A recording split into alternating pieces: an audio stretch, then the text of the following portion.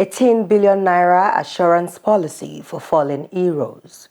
Olukoyede orders Efcc staff to declare asset.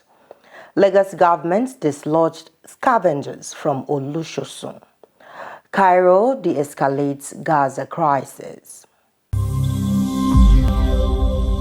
Alive TV. Thanks for joining us. The Lagos State government has dislodged scavengers from the Olukoyede landfill in Ojota, stating that their illegal activities, which include the burning of tires, might spark a huge fire on the dump site. This was disclosed on the official X handle of the Lagos State Waste Management Authority on Wednesday. According to the post, the Commissioner for Environment and Water Resources, Mr. Tokunbo Wahab, said the dislodgement operation was primarily for the benefit of those residing near the landfill. He added that the state government was committed to improving the state's overall waste management system, ensuring it was in line with global best practices in terms of safety, environmental sustainability, and public health.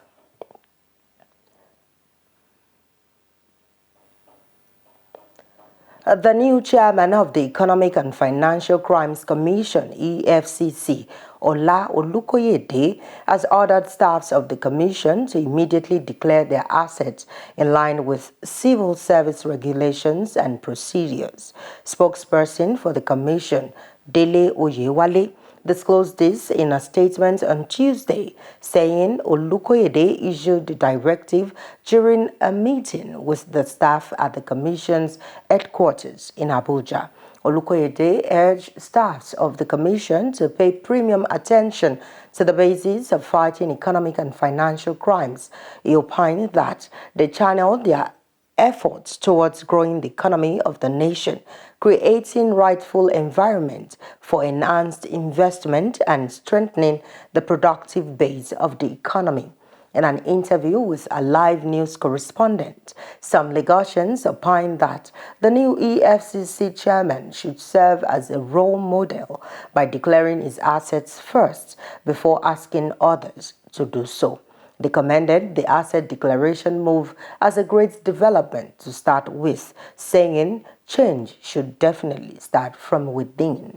Well, he is the boss and he determines what goes on. Since he has made that announcement, anybody that doesn't want to do that should maybe walk away. It's a good development and I hope he is going to declare his own assets first. So that will put him on a good pedestal to really do what he wants to do. You know, one thing is that whatever he wants to do well, you start from within. Whatever you do from within, it will spread out.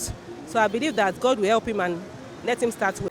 The Economic and Financial Crimes Commission, EFCC, has opened its case before Justice Obiora Igwatu at the Federal High Court Abuja against the British national, Mr. James Nolan, who jumped bail in 2022.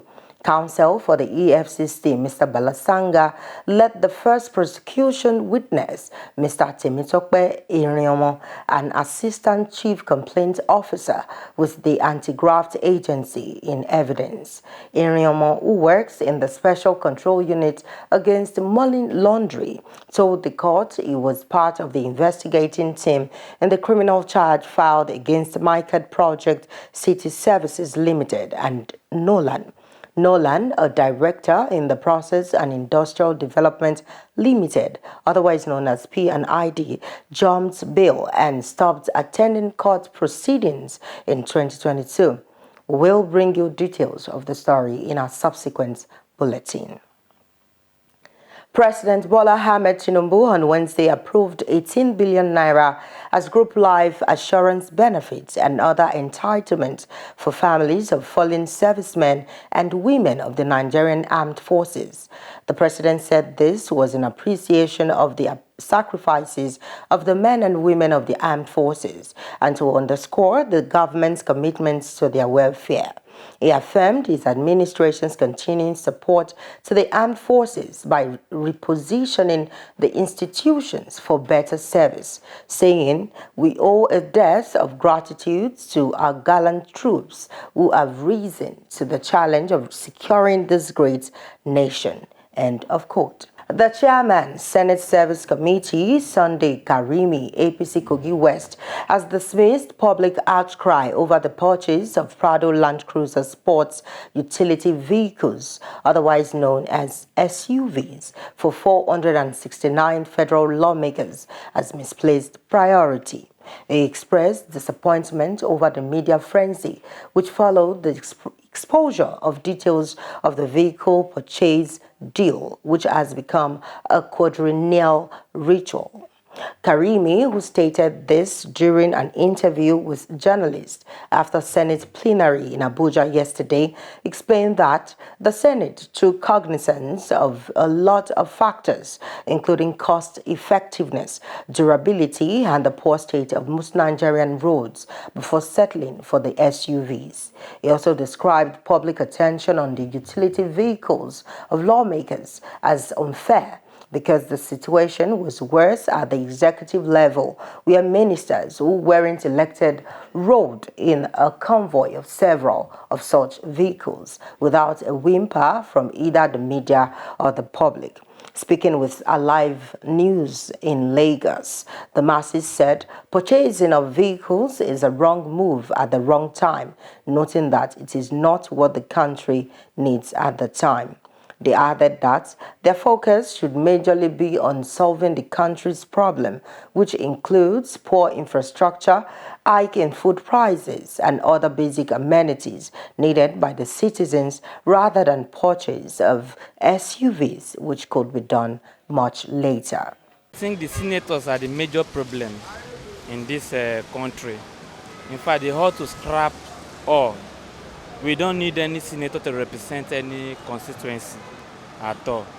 So they are telling Nigerians to use home use products, but they are not encouraging themselves, and they are not encouraging Nigerians to be using the home products. So what are they there for? So they are just there for, they are the major problem, and they are in fact, they are the genesis and the revelation of corruption in this Nigeria. The president the executive doesn't have much, but the senators are the major problem. So it is all to scrap them off. Looking at stories from the foreign scene, Egyptian President Abdel Fattah al-Sisi has disclosed that his country is playing a very positive role in de-escalating and providing diplomatic solution to the conflict between Israel and Hamas. Egypt has taken an active role in negotiating access to aid for people in Gaza through the Rafah crossing, which it shares with Gaza, as well as in negotiations for hostage releases, while advocating for a ceasefire in the conflict. Al-Sisi, who is scheduled to meet French President Emmanuel Macron in Cairo on Wednesday, said the military exercise had been intended for event to mark the 50th anniversary of the 1973 war against Israel that started on October 6, but had been postponed due to the conflict. At a Cairo Peace Summit on Saturday, Sisi warned against any Israeli move to displace Gazans into Egypt's Sinai Peninsula, saying the dissolution of the Palestinian cause without solution will not happen, and in any case will never happen at Egypt's expense. Now on sport. Arsenal's talisman Gabriel Jesus has reportedly returned to the treatment room after he was forced out of the UEFA Champions League group stage game against Sevilla. In the last 10 minutes of the Champions League game, Gabriel Jesus was substituted due to fitness issues after contributing bountifully to Arsenal's big 2-1 win over the most successful Europa League team of all time, Sevilla. Before he left the game in the 81st minute, the 26-year-old Brazilian centre-forward scored a goal and provided a goal for Arsenal's first away win in the Champions League campaign. Thanks for staying with us on the news. Stay tuned to Alive TV for more detailed stories. I am Mariam. Okay, good evening.